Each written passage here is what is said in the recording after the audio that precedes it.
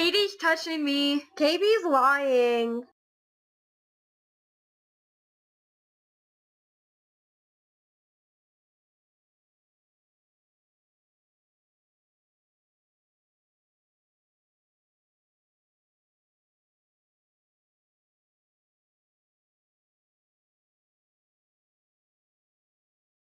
Okay, so the first thing you want to do is draw out your basic ear pattern. I did this by just drawing the general shape shown in the Pokemon video games and pictures and the show and everything. And I also went ahead and added little tabs that you could wrap around the headband and included the line of the yellow part on the bottom, which will also help you differentiate from the color on the top as I scribble stuff in. So yeah, you have the top color and you also have your bottom color. After you go ahead and get all of that drawn out, you're going to want to cut on the line of the yellow part so you have two separate shapes.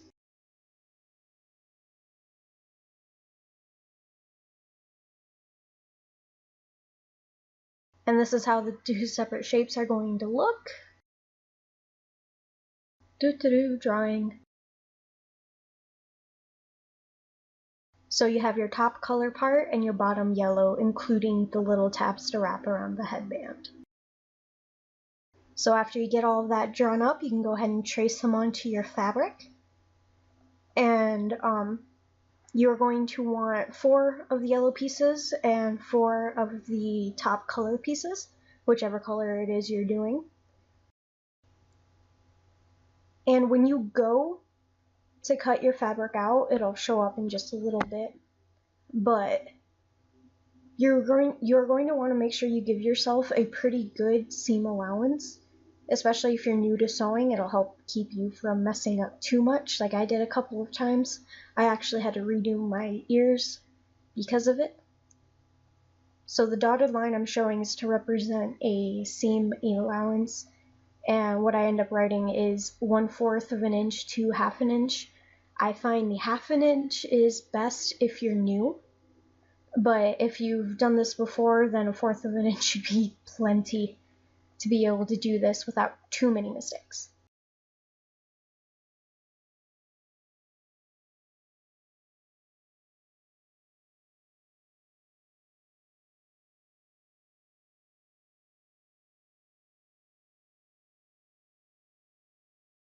After you get everything cut out, you want to lay it out and get it all pinned together.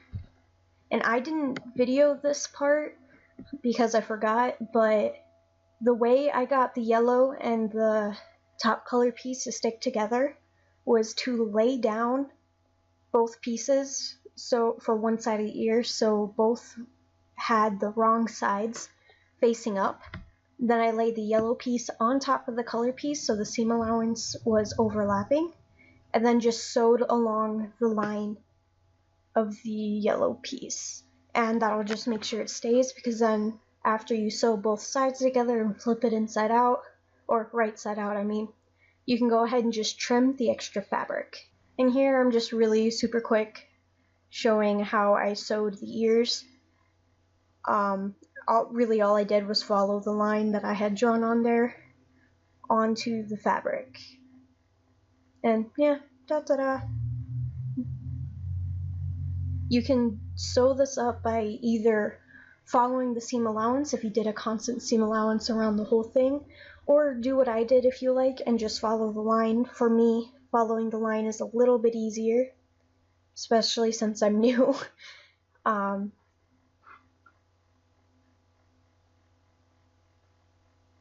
yeah, just go ahead and sew both sides of the ears together, and after that you go ahead and sew your other one.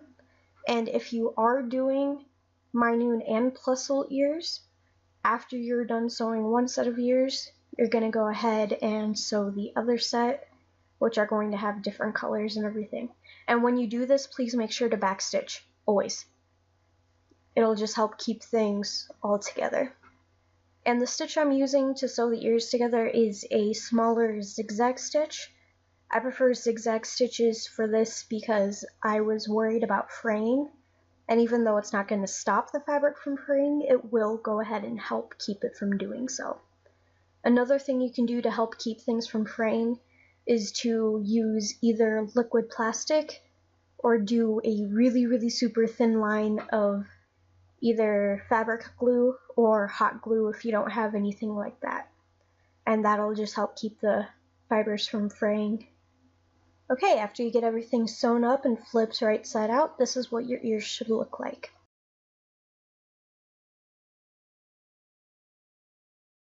What you're going to need to attach your ears is your headband, your cardboard, hot glue gun and hot glue, and also your ears, of course, and spare fabric. I had spare yellow fabric that I'm using to cover the headbands.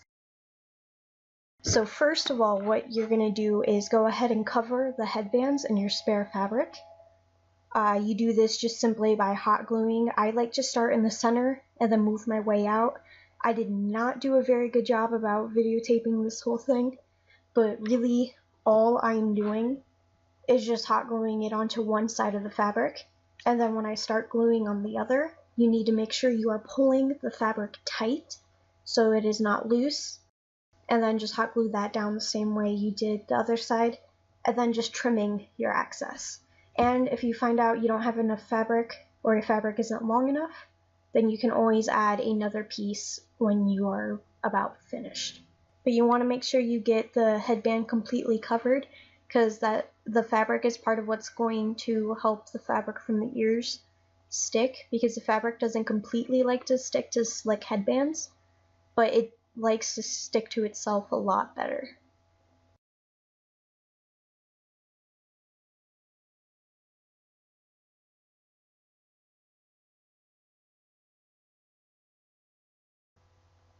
When cutting the cardboard circles that are going to be sealing off the bottom of your ears, you are going to want to make the circles bigger than you need them, so you can go ahead and trim them down if you need to later. After you have stuffed your ears, I didn't show that part because it's an absolute mess. You're going to want to fit the circles into the ears, so you just put them in there, see if they fit. If they're too big, go ahead and trim them. If you ended up making them too small, you can, if you have extra cardboard, you can always draw another one. You want to make sure they fit pretty snugly, because that'll help keep them from showing up too much when you glue them onto your headband. It'll help keep the silhouette of the cardboard from showing too much. So you also want to make sure you stuffed the ears properly as well. So you want them to fit snug, but like I said, not be too big, because they will rip at the seams too much if they are too large. But if they're too small, they're not gonna properly seal off the ears, and it'll make it more difficult to be a strong enough base to hold the ears to the headband itself.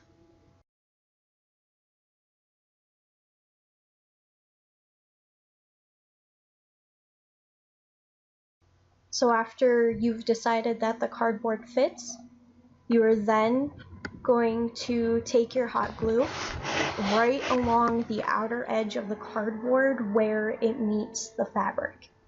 Once you get the hot glue attached, you're going to want to push down on the fabric just a little bit, but you don't want to fold it down too much, because you still want to be able to fold those tabs over the headband, and you won't be able to do that as well if you fold the fabric over too much. So like I said, just a little bit, but not so much that you won't be able to maneuver the flaps later.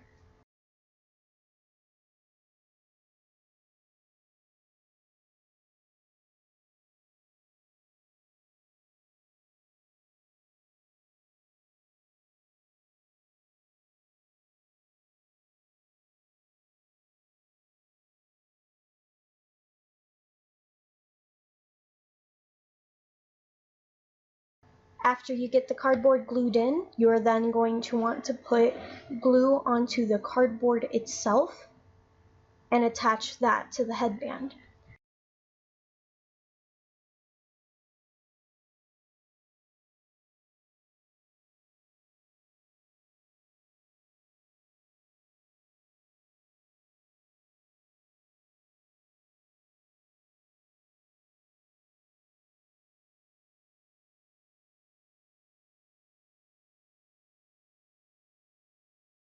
I did not film this part very well, so I did another little drawing thing just to help illustrate it a little bit more.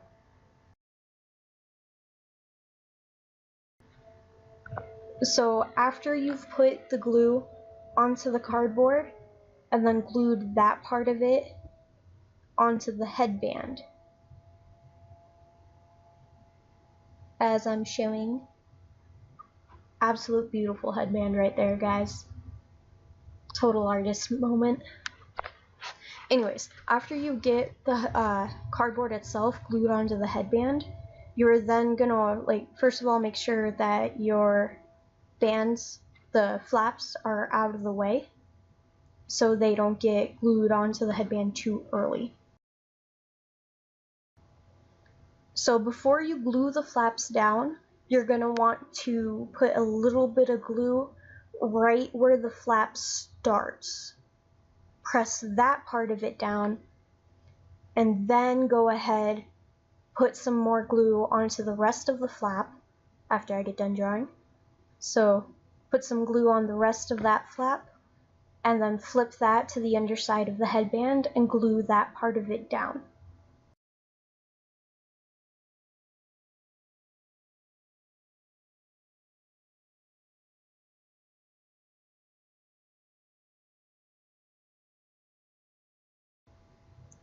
After you've glued that part of the flap down, you want to trim any excess that you have, and then put some glue onto that flap itself and fold the second flap down as well, and that'll glue it to the first flap.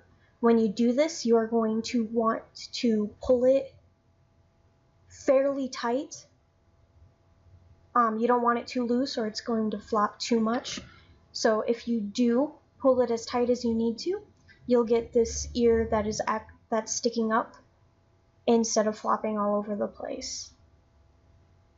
I mean, a little bit of flop is okay, but you want the ear to still be able to stand up, and pulling the fabric tight and then gluing it down will help.